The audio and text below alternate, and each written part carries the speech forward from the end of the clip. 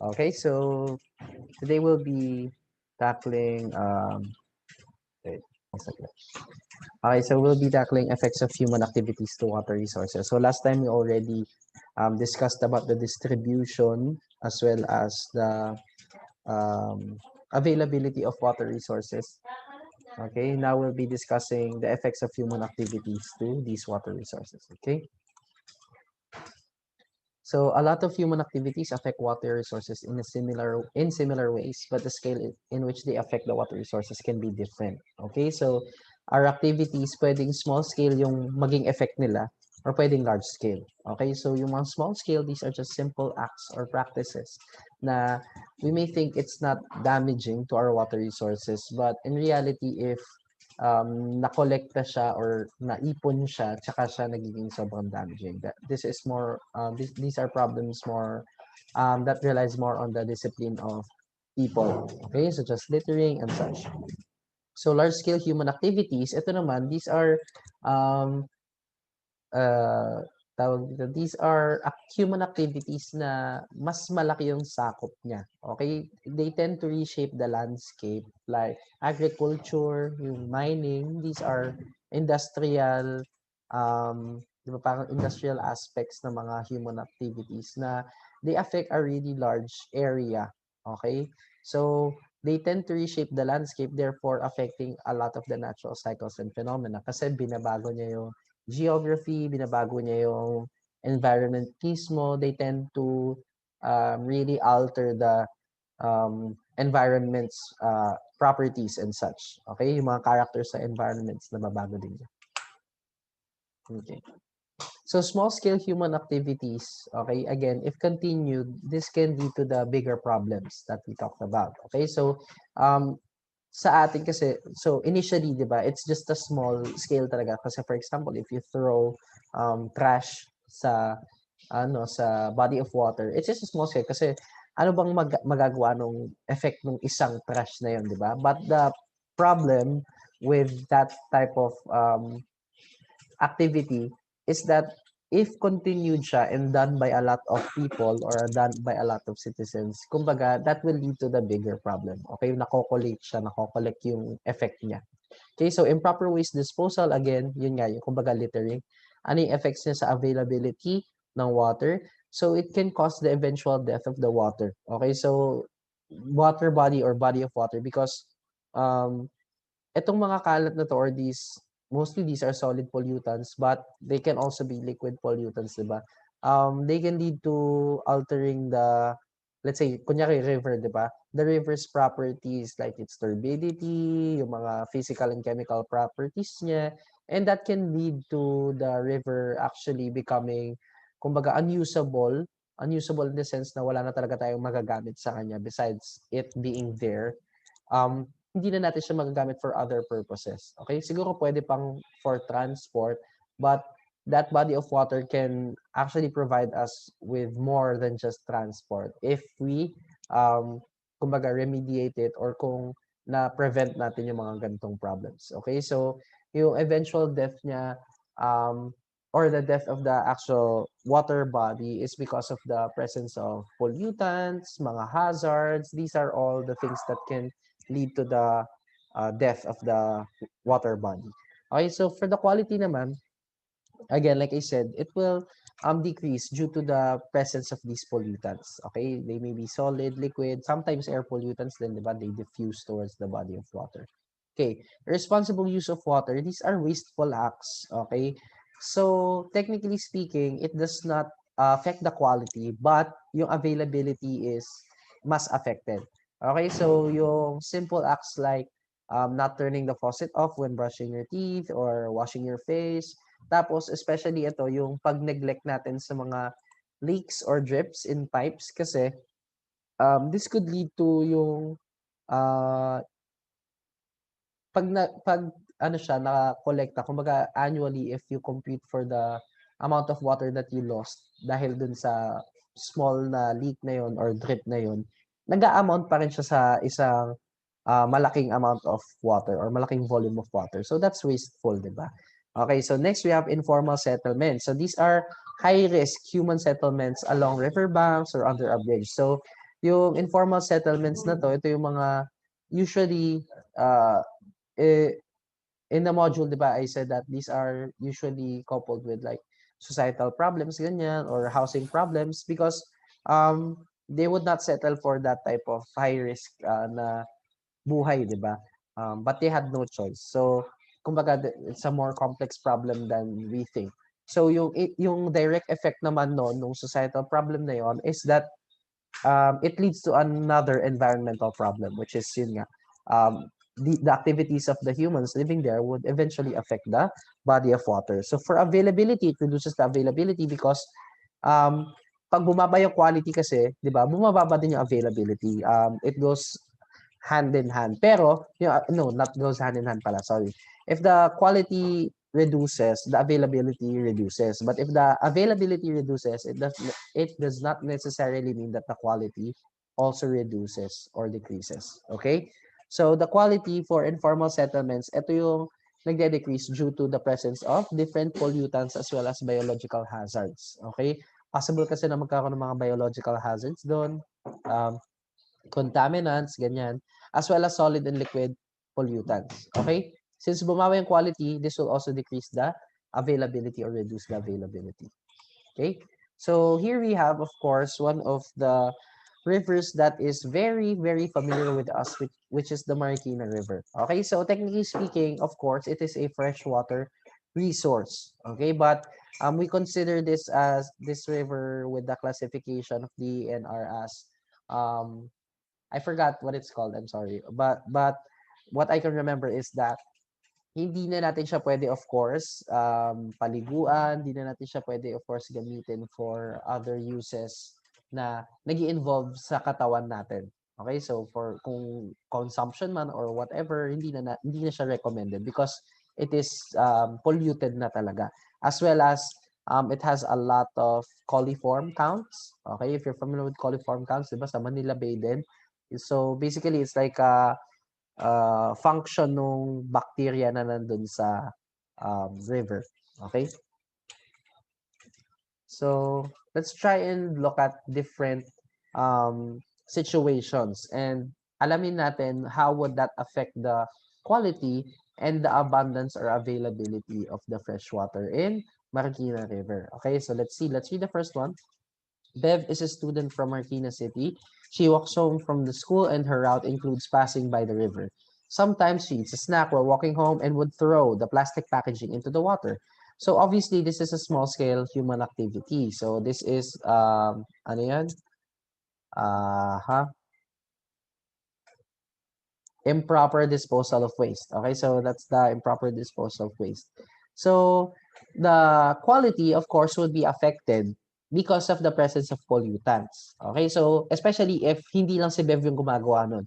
So if this is done by a lot of the residents of Marikina, a lot of residents in Marikina rather, the quality would be reduced because of the presence of these solid pollutants like the plastic packaging. Okay, pwedeng mga diapers or other types of solid pollutants. Okay, so the quality will be reduced. So if the quality is reduced, the availability will also be reduced kasi na-pollute na siya. So wala ka nang magagamit. Okay, hindi mo na siya magagamit or onti na yung magagamit mo sa kanya. Okay? So for second one, how about this one? Lee and his family live under a bridge and their house is located near the river and they have no source of water and no proper bathroom. They use the river as a place to defecate and urinate. So basically, this is a problem of informal settlements. Okay? Quality would be affected directly because they use the river as a place to dump their feces, pati doon na din sila nag-urinate. So basically, may presence na ng biological hazards doon sa river. Okay? So pag naapektuhan yun, nagkakaroon ng biological hazards ng mga pollutants or contaminants doon sa water, of course, the quality will be reduced, also the availability kasi hindi mo na siya magagamit. Okay? Erica owns a dog grooming salon and in her shop, she uses different inorganic chemicals to treat dog fleas and ticks. These chemicals end up in the river because drainages connect to the river. So this is an example of also improper waste disposal, diba? So these chemicals may be harmful to the river because the drainage is directly connected to the river. So if you use a lot of inorganic chemicals or sometimes organic chemicals then in treating things, or for example pesticide ganyan or insecticide, a lot of this would end up in the river, also polluting the river. So may mga chemical pollutants na. So sometimes, di ba, if there later on sa large scale activities, di ba, sa mining can also affect body of waters because yung presence ng heavy metals sometimes, di ba, it also leaks into the bodies of water. Okay. Next, last is Juan decided to plant rice and corn on the edge of the river. He sold his rice and corn produce, and soon enough his business grew. He occupied more land area near the river, expanding his fields. He used a lot of water from the river to water his field every day. So this is more of an issue with the abundance. Okay, so wala naman siyang pinopollute. The problem is he's using a lot of the resource for agriculture. So ang dami niya ginagamit for the agriculture. So this could lead to the reduction of the availability. Okay, but no direct effect on the quality kasi wala naman sinabi that he uses pesticides or fertilizers. So it may be possible that the quality is not affected, but the availability is affected. Okay?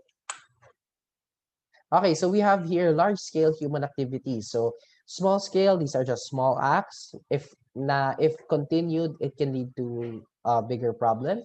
Large-scale human activities naman, these involve large area and changes in the actual geographical, hydrographical, and geological properties of a given place. Because a lot of the soil resource is a lot of the water resource would be affected. Okay, so it has a greater and immediate effect to the water resource. Kasi it's either they directly pollute it with a lot of chemicals kasi nga this is a larger area, it involves a larger area, a larger scale. So a lot of this would directly affect the body of water as in tonelada talaga yung effect kagad niya. For example, you use a chemical na nag-leak sa tubig, na nag-leak sa river or something like that. Tapos madamihan yung gamit mo dun sa chemical na yon, talagang immediate yung effect niya and napakalawak no maaapektuhan. Okay? Agricultural development is one of the human activities which affect water resources in a large scale. Because as we know, di ba, agriculture is a big part of our population, okay, our species. So a lot of us depend on agriculture as a source of food.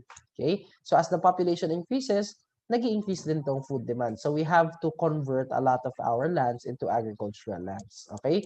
So if it is not sustainable, okay, if lalo na kung outdated na yung practice, hindi kaya siya ay talagang damaging. So, etong mga ganitong practices, yun yung mag-lead sa mga bigger problems talaga. Okay? So, for example, tilling o yung pag-aararo, okay, it changes the land surface. Okay, nagbabago yung surface ng lupa kasi nga binubungkal mo siya, literal, di ba? Your kumbaga talagang hinuhukay mo siya. Okay? So it would affect a lot of processes including evapotranspiration. Okay, evapotranspiration not just from plants, pwede din siyang from soil or other surfaces. Groundwater recharge can also be affected.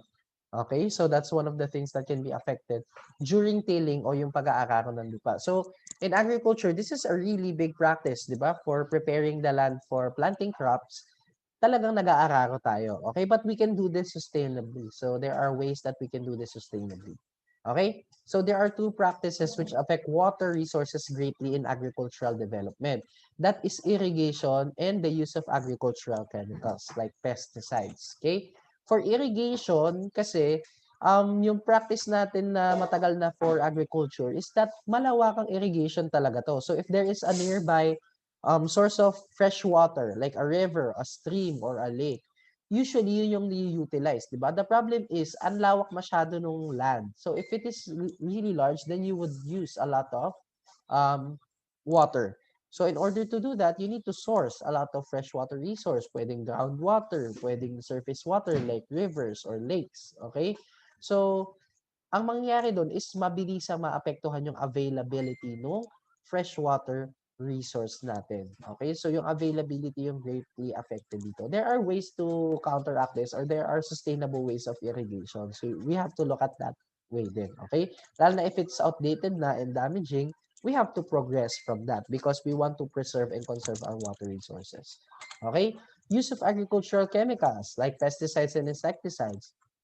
So sometimes with the cases of pesticides and insecticides, some chemicals or some components would be water soluble or those that can be mixed with water. Okay, so these water soluble chemicals, they can end up in our either groundwater reservoir or our surface water sources like rivers and lakes. Okay, so kung magkaroon man ng contaminant na yon, for example, dito ammonia, di ba? So kung magkaroon lang ng contaminant ayun sa reservoir or dun sa freshwater resource natin, hindi na din natin magagamit 'yon. Hindi na natin siya maiinom, hindi na natin siya magagamit for other purposes. Okay? So pwedeng ganun yung maging effect niya dahil dun sa presence ng contaminant. Okay? So ang effect nitong use of agricultural chemicals is more on quality, but since quality is affected, therefore availability is also affected. Okay? So next, I just want to share this with you guys, the concept of bioaccumulation and biomagnification. Okay, so ano yung tinutukoy natin dito? DDT is an example of a pesticide. Okay, it was used in the past, and a certain author and scientist actually discovered that DDT or the component DDT in pesticides actually accumulates in the tissues of animals. Okay? So ano yung tinutukoy natin dito? Okay? So pwedeng hindi lang tissues ng animals pala, pwedeng tissues din ng plants. Okay? So what happens here is that DDT is the pesticide, di ba? Component of the pesticide. So it mixes with the water, the body of water. For example, in this case, let's just say that this is a river. Okay, kunyari this is a river para mas malapit sa locality natin, which is Marikina. So for example, may river, di ba? And we use DDT, for example, in the crops nearby the river. Kasi di ba may mga nagtatanim nearby the river. So if we use DDT as pesticide, okay, if we use DDT as pesticide, what would happen is that it can be mixed with the water. And if it is mixed with the water, it would eventually concentrate, di ba, in the water. It would have a certain concentration in the water. So what would happen? Mag-a-accumulate siya sa tissues una ng plankton. Okay? Plankton is the food of small fishes, okay, and other invertebrates, blah blah blah. Okay? So in pesticide, these small amounts of pesticide, these small amounts of DDT would accumulate in the tissues of these organisms, of the planktons, okay, or small fishes or small invertebrates like shrimps, mga ganon. Okay, so once that happens, okay, kakainin siya ng isda. Okay, kakainin siya ng mas malaking isda. So si mas malaking isda, syempre hindi lang naman kakain ng isang piraso yan. Kakain niya ng several na pieces. Okay, so kung kumain siya ng several individuals, na let's say kumain siya ng 10 maliliit na isda, na yung maliliit na isda na yon kumain din ng 100 ng mga plankton. So bawat organism nagsa-stack yung DDT sa tissues nila. So imagine niyo na lang, as you move towards the higher trophic, 'di ba? Yung higher na mga consumers, what would happen is that the DDT would concentrate, 'di ba? It would concentrate and concentrate in the tissues of these animals. So what would happen? For example, if we ate a fish that has eaten, let's say, 100 small fishes, which has eaten 100 plankton each, which has a certain concentration of DDT. So the concentration of DDT for the larger fish would then be significant. It would have a significant jump. Kumbaga, this is an exponential increase for the concentration of DDT. Ngayon, if you eat that fish, then you would also accumulate that pesticide, or your body would also accumulate that pesticide. Your body would also lock in the pesticide in your tissues. Okay? So magkakaroon din tayo ng certain concentration sa mga tissues natin. Okay? Bioaccumulation refers to the accumulation of the pesticide or the toxin in the tissues of the animals. Okay? Biomagnification refers to the presence of these toxins or these chemicals in each trophic level. Okay? Primary consumers, secondary consumers, tertiary consumers. Yung pag-jump niya per trophic level, yun yung tinutukoy nating biomagnification. Okay? So, Sir, meron po ba tayong certain na concentration ng mga toxins na nare-receive ngayon mula sa mga isda or other things na kinakain natin? Yes po. For example, sa poultry, ayan, for example, sa poultry, like pork or like beef, usually, di ba, ginagamitan sila na antibiotics. So sometimes, nag-accumulate din yung antibiotics. A certain percentage of these antibiotics accumulate in the tissues of these animals. Therefore, if we eat them, we also accumulate that tissue. We also accumulate that toxin in our tissues. So sa fishes, these are more on microplastics. Yan, kasi sila yung nakakain talaga ng mga tinatawag nating microplastics. So yung concentration ng mga certain microplastics, yan, medyo nag-accumulate din yan sa katawan nila. At the same time, it also accumulates in our body. Okay? So that's for bioaccumulation and biomagnification. Okay, next. So we have here urban and industrial development. So after agricultural development, urban and industrial development is also a problem for water resources because like with the case of agricultural chemicals, a lot of the contaminants found in landfills or septic tanks, they are water soluble. So they mix with water easily and they can reach water reservoirs. Okay, yung mga groundwater reservoir. So pwede nilang ma-reach yun, and if we're too late, pag na-discover natin na infiltrate na ng groundwater reservoir, we cannot use that groundwater anymore. Okay, unusable na siya. For surface waters like rivers or streams, ganun din. It is also affected by the soluble contaminants. Okay, the increase in concentration of the contaminants decreases the quality, therefore decreases also the availability of freshwater resource. Okay, runoff. Okay, runoff and precipitation plays a big role in distributing these water-soluble contaminants. Yung mga leachates na tinutukoy natin, isa sila sa mga, etong dalawang process na to ang way para ma-rotate or ma-infiltrate yung madaming freshwater body resources natin. But it is a natural process, so we cannot actually blame it for that problem. Okay. Next, of course, we have mining. Okay, mining is, like I said last time, it's a really big industry, and a lot of our resources that we use today actually comes from minerals din, diba? So it is an important part of our society, but we also have to tackle this very precisely kasi it also has a lot of environmental effects. Okay, so mining drastically changes the landscape of mountains and sometimes even involves clearing forests. So sometimes it involves deforestation. Okay, not just tilling of the land or not just creating trails or not just exposing the soil to different factors of erosion, ganyan.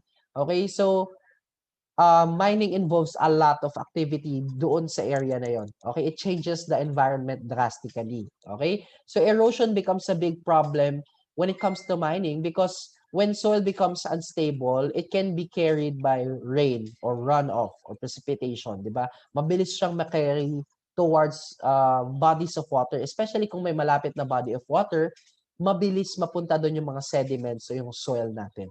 Okay, ang immediate effect niya is making the water turbid or malabo.